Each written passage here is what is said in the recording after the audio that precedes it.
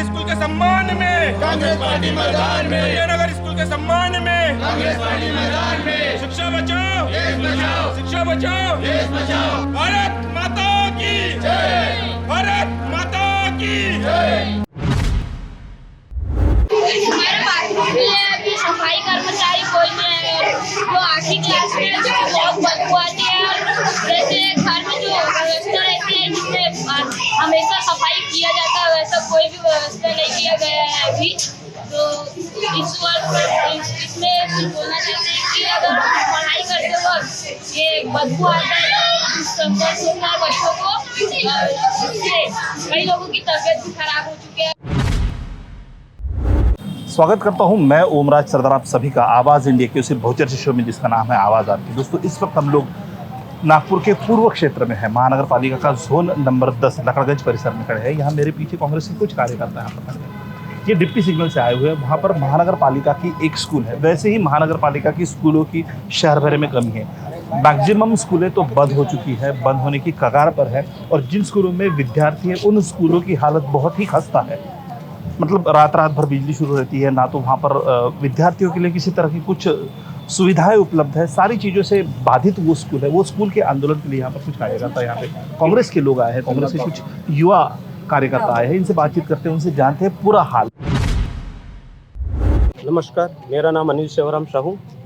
हम सभी प्रभाग 24 वर्तमान में प्रभाग क्रमांक 4 उनके रहवासी हैं। हमारे परिसर में संजय नगर हिंदी माध्यमिक शाला स्कूल जो है नागपुर शहर का, नागपुर महानगर पालिका का सबसे बड़ा स्कूल है। और सबसे ज़्यादा छात्र अगर कहीं पढ़ते होंगे महानगर पालिका में तो हमारा स्कूल है। और हमारा स्कूल इतना सौभाग्यशाली है कि देवभूमि और शिक्षा भूमि दोनों लग के है। लेकिन दुर्भाग्यपूर्ण बात ऐसी है कि प्रशासन सोई हुई है। प्रशासन ऐसे कुंभकर्ण की नींद सोई हुई है कि किसी भी तरीके से उनको काम करने की इच्छा नहीं है। ऐसा क्यों बोल रहे हैं आप? भूलने का कारण ऐसा है कि हमारे प्रभाग में, हमारे स्कूल परिसर में आज देखा जाए तो असामाजिक तत्व के लोग तरह तरह की गंदगी करके रखे हुए है। कंपाउंड वॉल को लेके देखो, सफाई कर्मचारी को लेके देखो, शिक्षा के क्षेत्र को लेके देखो। हमारे आदरणीय प्रधानमंत्री नरेंद्र जी मोदी ने एक विचार दिया था कि स्वच्छ शिक्षा स्वस्थ भारत। तो अच्छे शिक्षा सबको मिलना चाहिए, सबका अधिकार है। लेकिन हमें ऐसा लग रहा है कि हमारे साथ में हमको ऐसा परदेसी समझा जा रहा है कि भेदभाव किया जा रहा है। हमारे बच्चों के साथ में भेदभाव हो रहा है। अगर स्कूल प्रशासन से यही पूछना चाहूँगा और महानगर पालिका प्रशासन से यही पूछना चाहूँगा कि उनके बच्चे अगर पढ़ते थे तो वहाँ पे इतनी तकलीफ होती थी क्या? आज हमारे पास में इतने सबूत है, इतने एविडेंस हमने पेश किए, हम आपको बताएंगे कि वहाँ पे हर एक प्रकार की तकलीफ हम सबूत के साथ में बात कर रहे हैं। हर एक प्रकार की मतलब किस तरह की तकलीफों से आज विद्यार्थियों को गुजरना पड़ रहा है? मैं एक तकलीफ मैं आपको बताता हूँ। जिस प्रकार नागपुर महानगर पालिका में और हमारे प्रभाग में खास भारतीय जनता पार्टी के उम्मीदवार 4 उम्मीदवार चुन के आए, जिसका नाम पहले सरिता ईश्वर कावरे, दूसरा चेतना राजू टांग, तीसरा अनिल गेंड्रे, चौथा प्रदीप पोहाने। ये चारों नगर सेवक एक ही विषय पे जनता को अपने ओर आकर्षित करते थे कि हम अच्छी शिक्षा देंगे, स्कूल का काम अच्छा करवाएंगे, आप लोगों को स्वस्थ देखेंगे, गंदगी कहीं नहीं होने देंगे। लेकिन आज उसके विपरीत में ये पूरा काम हो रहा है। कहीं देखा जाए तो एक विषय में भारतीय जनता पार्टी के नगर सेवकों ने एक विषय में ऐसा काम नहीं किया। उसी चीज़ का हम ऐसा तो नहीं कि आप लोग कांग्रेस के हो इसलिए भारतीय जनता पार्टी के खिलाफ बात कर रहे हो? सर, अगर ऐसा है तो हम सबूत के बिना बात नहीं करते थे। हमारे पास में सबूत है, इसलिए हम बात करने आए हैं। हम हवे में बात करने वाले लोग में नहीं है, हम लोग सबूत के साथ में बात करने वाले लोग हैं। और विद्यार्थियों को क्या तकलीफ है? विद्यार्थियों खुद वहाँ पे अपना बाइट दिया हुआ है, अपना बात रखे हुई है कि वहाँ पे टॉयलेट कितना गंदा है, सफाई कर्मचारी कोई नहीं आता। जब स्कूल में अगर वो पीटी का परेड करने जाए तो उनको खुद को अपने हाथों से साफ करना पड़ता है। इसका सबूत है सर हमारे पास में। हम ऐसे हवे में बात नहीं कर रहे हैं। इसलिए हम पहले स्कूल प्रशासन को 16 सितंबर 2022 को आवेदन दिए थे कि इन विषय पे आप स्पष्ट रूप से ध्यान दीजिए और तकरार कीजिए महानगर पालिका में। लेकिन हम कल जाके पता किए तो वहाँ पे किसी भी प्रकार का कोई भी आवेदन, हमारे आवेदन को लेकर किसी भी प्रकार का कोई भी एक्शन नहीं लिया गया।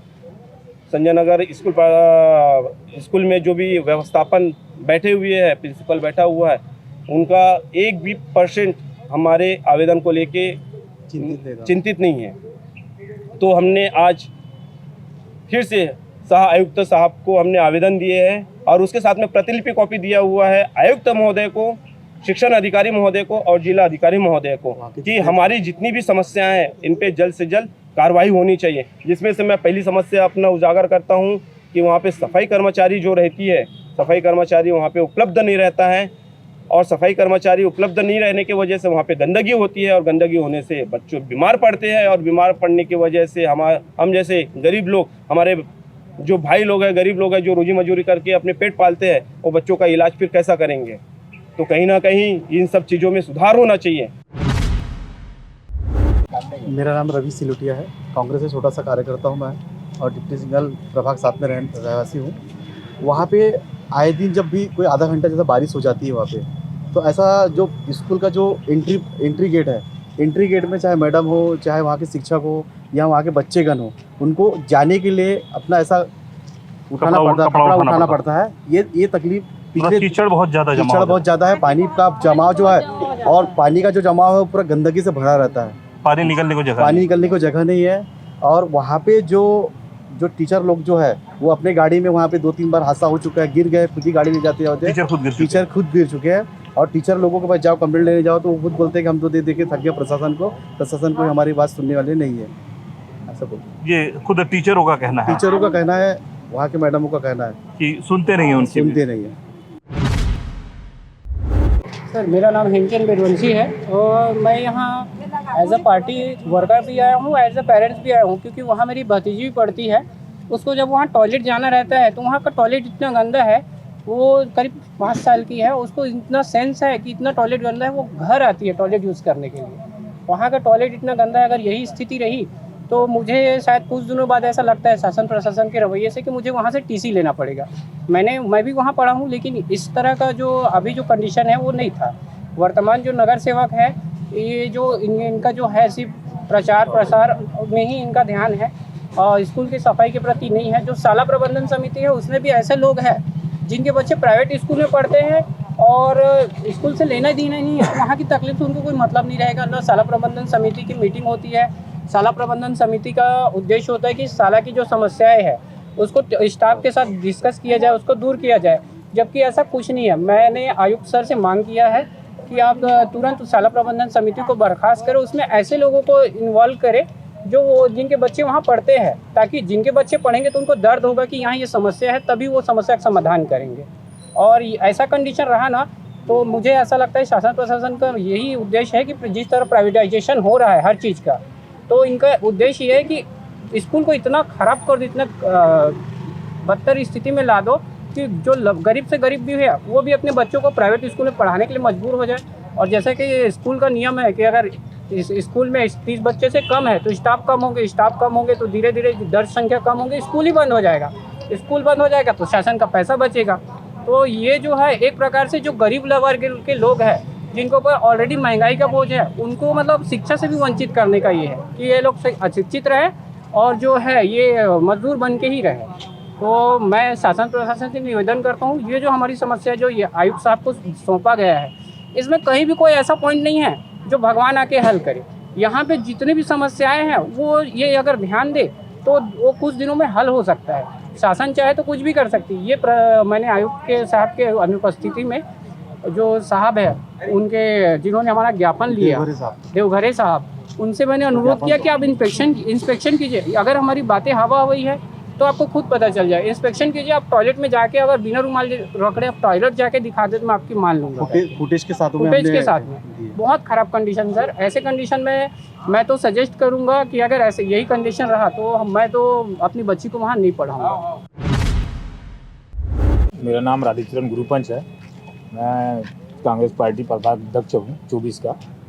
इसे ऐसा है, deputy single Sanjay Nagar school में जो हमारे बच्चे पढ़ते हैं वहाँ की जो शौचालय है, इतना गंदा शौचालय है कि वहाँ मैडमें जब बाथरूम जाती है तो दुपट्टे बांध के जाती है और बच्चे जो जाते हैं तो कपड़े और पैंट उठा के जाते हैं। इतनी गंदगी है कि हमने उसके पूरे फोटोज विजुअल बनाए और हमने यहाँ पे जोन पे आए हैं और जोन में साहब से बात की है हमने, तो उन्होंने हमारे को 15 दिन का टाइम दिया है।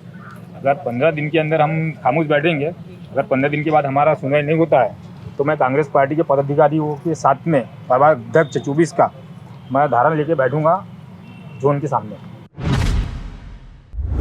जीतराम साहू, कांग्रेस कमेटी के महासचिव। हमारा परेशानी ये है संजय नगर स्कूल का, जो बहुत ज़्यादा स्पष्ट वहाँ से बिगड़ा हुआ है। तो हम प्रशासन से यही मांग कर रहे हैं कि हमारा जितना भी परेशानी है उसको दूर करेंगे ऐसा करके। और वही परेशानी के कारण हम लोग बहुत दिनों से दो चार दिनों से लगे हुए हैं। वहाँ जाके देखते तो गंदगी से लेके पूरा समस्या ये है। तो हम लोग चाहते हैं कि ये समस्या दूर हो, प्रशासन से विनती है। मैं आपसे एक सवाल पूछना चाहूँगा।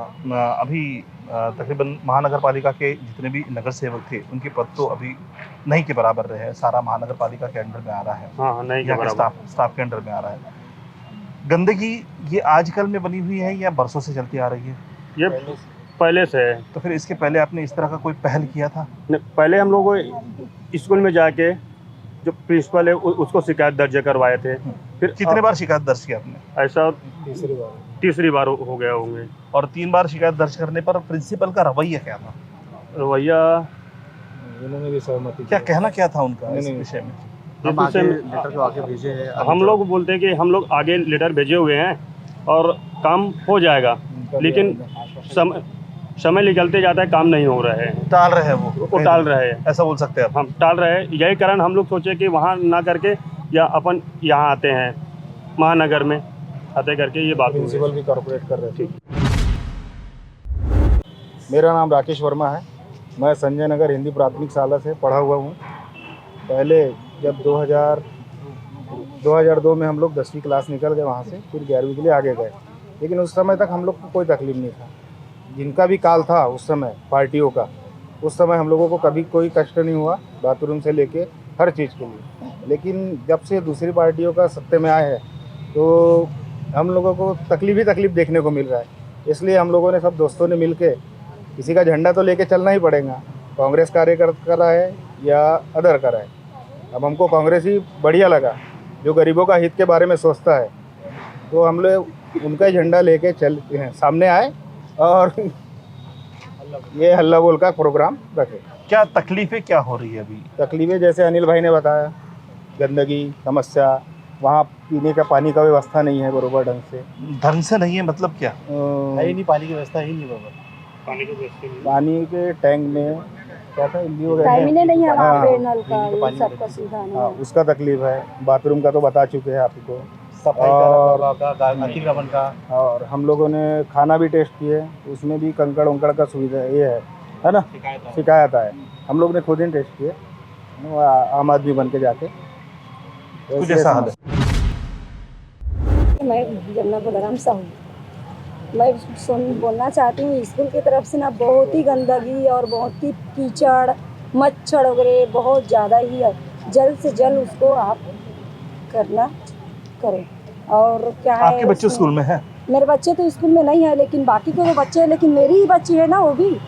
तो बच्चे लोग की क्या है, तबीयत खराब बहुत होते जा रहे हैं। हम लोग गरीब इंसान कहाँ से कुछ कर पाएंगे? हॉस्पिटल पे लेके जाओ तो हॉस्पिटल में बोल 10,000 20,000, तो हम कहाँ से कर पाएंगे 10,000 20,000? 50 रुपए की ये नहीं है। तो इसी कारण सभी स्कूल को अच्छा से थोड़ा सुधार आ जाइए और अच्छा से बन जाइए। आपके बच्चे स्कूल में हैं? मेरे बच्चे भी कौन सी कक्षा में है? एक 10वीं क्लास में है और छोटा वाला 7वीं क्लास में। 7वीं और 10वीं में। तो क्या बताते हैं स्कूल के बारे में, क्या तकलीफें बताते हैं बच्चे? वहाँ पे वही गंदगी बहुत रहता है, स्कूल में साफ सफाई नहीं होता, कोई साफ सफाई करने वाला नहीं है स्कूल में। बच्चे लोग हमेशा बीमार पड़ते हैं, और जब बारिश आती है तो थोड़ा सा भी बारिश आएगा तो स्कूल में पानी आ जाता है और कीचड़ बहुत हो जाता है। बच्चों को आने जाने में बहुत तकलीफ होती है।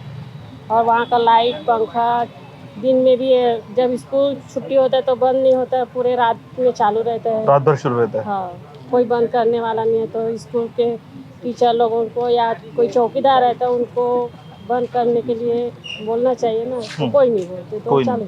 रात में वहाँ पर चौकीदार होता है? हाँ, रहता है। वो भी बंद नहीं करता? नहीं करता। सारी लाइटें शुरू रहती है? हाँ, लाइट पंखा सभी चालू रहते हैं। सभी शुरू रहता है। मेरा नाम सरोज अनिल साहू है। जिन्होंने भी ये सब समस्याएं बताई ये बिल्कुल सच है, क्योंकि सच में वहाँ का परिसर बहुत ज़्यादा गंदा रहता है। वहाँ की जो इमारत है वो भी ऐसे कागार में है, टूटने के कागार में है, कभी भी हादसा होने का डर हो सकता है वहाँ पे। तो हम सभी लोगों का ये कहना है कि जल्द से जल्द वहाँ का मरम्मत होना चाहिए, और जो वहाँ पे पूरी गंदगी है वो सब नहीं होनी चाहिए, सब साफ़ सफाई होना चाहिए। और जितनों ने भी समस्याएं बताई ये बिल्कुल सच है। महानगर पालिका के जोन नंबर 10 में ये लोग हाल फिलहाल में कुछ यहाँ के अधिकारी को ज्ञापन देके आए। यहाँ के अधिकारी का इस विषय पर क्या कहना है ये भी जानने की हम लोग कोशिश करेंगे।